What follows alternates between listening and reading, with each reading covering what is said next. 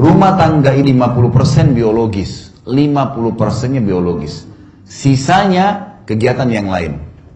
Sabda Nabi SAW, siapa yang menikah dia telah menyelamatkan setengah agamanya, tinggal dia menjaga setengah yang tersisa. Karena setengah agama ini adalah masalah biologis. Laki-laki banyak yang rusak karena perempuan, perempuan banyak yang rusak karena laki-laki. Kalau sudah menikah, ada tempat pelampiasan, maka berarti secara otomatis dia akan aman setengah agamanya. Makanya ulama bilang, kalau orang sudah menikah, syaitan akan berkumpul di rumah tangga itu supaya jadi malas, supaya jadi tidak mau berhubungan biologis.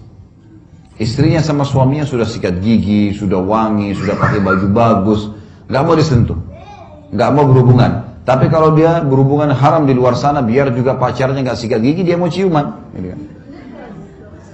Itu yang terjadi. Syaitan hiasi perbuatan yang kotor. Banyak laki-laki yang tidak beriman sama Allah mau menyentuh perempuan pelacur yang gonta-ganti pasangan, kemaluan sama orang yang tidak jelas. Tidak jelas juga mulutnya, baunya seperti apa. Mungkin bau khamar, mungkin bau rokok dan seterusnya. Tapi mau berhubungan. Istrinya di rumah yang bersih, yang suci, nggak mau. Ada juga perempuan begitu.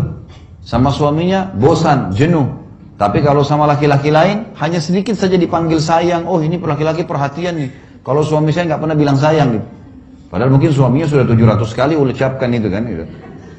Tapi seperti itulah syaitan menghiasi. Makanya di dalam rumah tangga harus diperhatikan baik-baik tentang masalah ini. Biologis hak pasangan. Bukan aib Bapak Ibu sekalian. Apa yang bapak-bapak suka dan apa yang ibu-ibu suka dari pakaian, dari minyak wangi, dari gerakan-gerakan biologis dibahasakan ke pasangan. Saya tidak merasa malu, Bapak Ibu sekalian, kalau saya masuk ke pasar, saya membelikan baju tidur istri saya. Warna yang saya suka, model yang saya suka, saya kasih dia di rumah, ini dari saya, kamu pakai ya. Dan itu luar biasa, membuat saya merasa, oh iya di luar saya tidak terganggu lagi. Karena apa yang bisa menggoda dari perempuan, sudah dimiliki oleh istri saya. Ibu-ibu bukan aib, oh suka laki-laki pakai baju kaos hitam, suka pakai celana pendek, apa yang kira-kira menggoda kita dari lawan jenis, beli, kasih pasangan pakai. Karena begini, kemasan itu, fisik kita, dunia ini rata-rata kemasan dan kiasannya. Selebihnya, inti utamanya satu, maksudnya begini. Misal Bapak Ibu, saya mau tanya, apa bedanya makan di daun pisang sama makan di piring emas? Hah? Kemasannya, iya kan? Tapi tujuannya makan. Apa bedanya orang yang tidur di emperan jalan dengan orang tidur di atas ranjang pakai AC mewah? Kemasannya, tujuannya tidur, kan gitu. Sama semua itu. Jadi jangan terpengaruh dengan kemasan. Makanan yang kita incipi, manis, ini asam, ini pedas, ini gurih, itu hanya di ujung lidah. Kalau lewat di tenggorokan kita ukuran sepertiga jari saja, kita sudah nggak bisa bedain lagi. Sekarang ini makanan, kita ambil secuil ayam, sedikit sambal, sedikit apalah lauk-lauk, diramas mungkin, diramas disatuin, kita masih bisa lihat, oh ini bedain nasi, ini sambal, oh ini ayam, oh ini sedikit potongan rendang dan seterusnya. Baik, kita pegang. Sekarang Bapak Ibu sekalian, kalau kita masukin di mulut mungkin juga kita masih bisa bedain. Tapi kalau lewat di tenggorokan kita seukuran sepertiga jari, masih bisa kita bedain mana nasi, mana rendang, mana ayam, mana sambal tadi. Udah nggak bisa kan? Berarti kemasannya saja yang berbeda ini, casingnya saja. Sama dengan masalah biologis. Apa kata Nabi SAW? Kalau seseorang di antara kalian melihat yang menggoda dia dari lawan jenisnya di luar rumahnya, maka kembalilah segera ke pasangannya karena dia memiliki apa yang dimiliki oleh orang itu. Maksudnya kemaluannya sama saja. Iya, kemasannya beda. Oh ini warna kulitnya putih atau ini hitam, oh ini tinggi, ini pendek. Tapi ujung-ujungnya kemaluannya sama. Sama tadi dengan makanan. Makanya masalah biologis di sini adalah hal bagaimana kita mengemasnya saja. Bagaimana kitanya mengemasnya. Ingat, berhubungan biologis dalam Islam, dalam rumah tangga teman-teman sekalian, itu pahalanya, kadar besarnya, sama dengan besarnya dosa zina. Sama dengan besarnya dosa zina. Ada hadis Nabi begini, fi bidi ahadikum sadaqah, Di kemaluan kalian ada pahala besar sekali. Sahabat faham. Apa kata para sahabat? Ya Rasulullah, ayati ahaduna ahlahu walahu fi ajr. Wahai utusan Allah, apakah seseorang di antara kami menggauli istrinya dapat kenikmatan, dia dapat pahala? Kata Nabi SAW, ara'aitum law wada'tumu fil haram alakumul wizr. Tidakkah kalian lihat kalau kalian letakkan kemaluan kalian pada yang haram, zina, kalian dapat dosa besar? Kata para sahabat, bala ya Rasulullah. Iya wahai utusan Allah. Kata Nabi SAW, fakadzalika fil halal. Begitu juga pada yang halal. Artinya, melakukan hubungan biologis suami istri, besar kadar pahalanya, sama dengan orang kalau berzina, dosanya dosa besar. Makanya Abdullah bin Umar radhiyallahu anhu, beliau kalau puasa Ramadan atau puasa sunnah, beliau buka puasa dengan beberapa butir kurma dengan air putih. Habis itu pulang ke rumahnya, habis sholat maghrib berjamaah sama Nabi SAW, pulang ke rumahnya berhubungan biologis dengan istrinya. Karena dia tahu itu pahalanya besar dan ternyata hubungan biologis itu betul-betul meredam seseorang dari perbuatan zina di luar rumahnya. Kalau sudah terlampiaskan kita jadi, orang itu kalau kenyang, dikasih makanan apapun tidak mau makan gitu. Susah dia untuk makan, sudah kenyang gitu kan. Maka itu perintah, makanya dijadikan sebagai sebuah kewajiban.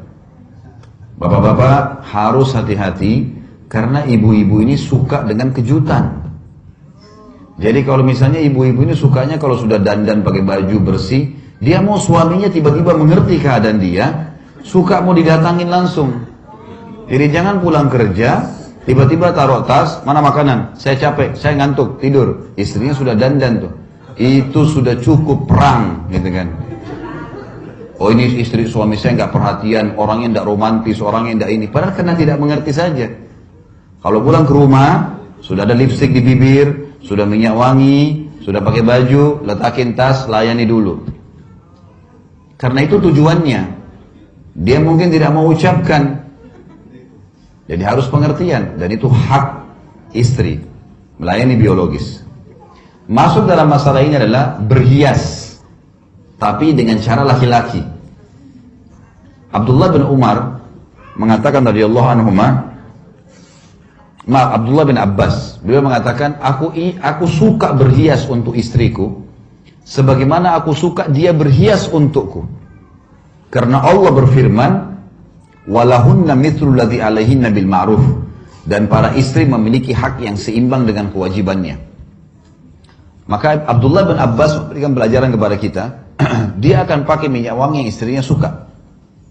Dia akan menjaga bau badannya. Banyak suami kadang-kadang egois. Dia mau istrinya selalu wangi, tapi dia sendiri apeknya luar biasa. Gitu kan? Ini nggak boleh. Mesti dia tahu. Ada sunnah-sunnah Nabi SAW, disuruh potong kuku, disuruh potong kumis, disuruh cukur bulu ketiak, disuruh cukur bulu kemaluan. Nabi SAW selalu meletakkan wangi-wangian dari leher beliau sampai ke kaki. Maaf, dari kepala beliau sampai ke kaki. Di kepala seringkali beliau menggunakan cairan air yang wangi. Sampai kadang-kadang netes dari rambut Nabi SAW itu baunya wangi. Dan beliau meletakkan serbuk wangi dari leher sampai kaki. Yang beliau suruh istrinya meletakkan dari negeri Syam. Ya. Itu suruh letakkan, kecuali kemaluan beliau letakkan sendiri. Nabi SAW gemar selalu bersiwak selain pakai minyak wangi. Sampai beliau mengatakan, dicintakan dunia kepadaku karena adanya kaum wanita, adanya ibu yang dibakti, adanya istri yang dijadikan sebagai sahabat, adanya anak yang dididik sehingga bisa masuk surga, anak perempuan, adanya saudari juga yang dilindungi. Saya dicintakan dunia, kata Nabi, karena ada wanita-wanita ini, ada ibu yang saya bakti, ada istri yang saya jadikan sahabat, ada anak yang saya akan didik sampai menikah, dan ada saudari yang saya lindungi. Gitu kan? Dan juga minyak wangi. Nabi SAW gemar dengan minyak wangi. Maka bapak-bapak juga harus begitu. Apa kata Nabi SAW? Sebaik-baik minyak wangi bagi laki-laki yang keras baunya, tapi buram warnanya. Dan sebaik-baik minyak wangi bagi perempuan yang terang warnanya dan lembut baunya. Gitu kan? Laki-laki disuruh selalu. Maka kita wangi, bersih, namanya itu perintah. Nabi SAW tidak pernah masuk rumah bapak ibu sekalian, bapak-bapak terutama, kecuali sudah menjaga bau mulutnya. Tidak pernah tidak bersiwak. Jadi harusnya begitu. Gitu. Ada suami dia tidak mengerti. Bau, pulang kerja, kemudian tiba-tiba dilihat istrinya sudah cantik, langsung saja mau main gauli. Padahal dia baunya luar biasa gitu. Istrinya nolak, neraka. Kan bahaya ini. Loh iya, daya ini suami neraka loh. Jadi istrinya kesian sambil layan sambil tutup hidung tuh. Ya. Ini nggak boleh ini. Harus ngerti. Makanya dalam Islam boleh berbohong dalam memuji pasangan. Misal, ibu-ibu mau suaminya mandi, begitu masuk kerja sudah tahu dia akan mendekat, bilang, Masya Allah, belum mandi ada sudah ganteng. Apalagi kalau sudah mandi. Jangan bilang, aduh bau, sana-sana mandi dulu. Nah, tersinggung dia, nggak bisa. Nanti kita bahas di karakter. Laki-laki itu punya sifat kepemimpinan. Maaf, walaupun orangnya pendek, kecil, tetap saja punya sifat kepemimpinan. Nggak bisa. Gini caranya. Kalau ibu-ibu bapak sekalian punya anak laki-laki sama anak perempuan, bedain begini caranya. Coba praktekin ya. Kasih makanan anak laki-laki kita dengan anak perempuan, tapi caranya ambil nasi itu sedikit lempar di hadapannya. Ini nak, makan. Kalau anak laki-laki, karena dia punya sifat kepemimpinan, dia tidak akan makan tuh. Dia ambil sendok, dibuang-buang nasinya. Dia rasa tercoreng kepemimpinannya. Dari kecil sudah begitu tuh. Anak perempuan kita kasih makan, nak, dimakan sama dia biasa. Tidak ada masalah buat dia. Jadi hati-hati dalam menghadapi pasangan, karena ada hal-hal yang seperti nanti kita lebih jelas masalah di karakter ya. Tapi ini contoh.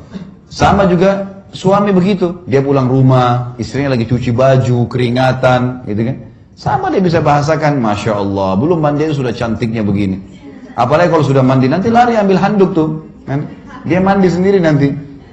Kalau pasangan bilang, sebentar, jangan dulu, saya mandi dulu ya. Kasih waktu mandi. Jangan bilang, sudah saya nggak sabar. Nggak boleh. Karena sensitif dalam masalah biologis, jangan pernah biarkan ada celah. Saya bilang sama istri saya, jangan biarkan ada celah di mana nanti saya tidak suka sesuatu, atau kau tidak suka sesuatu. Mungkin bau mulut, mungkin bau badan, mungkin bau baju. Jangan nih. Sensitif sekali. Orang kalau dalam masalah biologis ini sensitif segala-galanya, gitu kan? Makanya harus hati-hati. Nabi SAW setiap masuk rumah pasti sikat gigi, pasti pakai siwak maksud saya. Sampai beliau mau meninggal selalu pakai siwak, selalu pakai serbuk-serbuk yang wangi. Beliau selalu menjaga sampai para sahabat mengatakan kami kalau salaman dengan Nabi SAW bau wanginya tercium sampai 3 hari. Jadi saking wanginya Nabi SAW, saking gemarnya. Jadi memang harus begitu memang royal dengan masalah hal-hal seperti ini. Jadi pasangan nyaman, ya. Juga banyak hadis Nabi SAW yang berbunyi, hati-hati dalam masalah adab-adab jima ini. Nanti akan kita bahas di, kalau tidak salah, di poin ke-18 atau nanti ada sebentar ada ke-18, masalah nikmatilah pasanganmu, diantaranya adalah dalam masalah biologis. Nanti kita akan bahas masalah itu, insya Allah.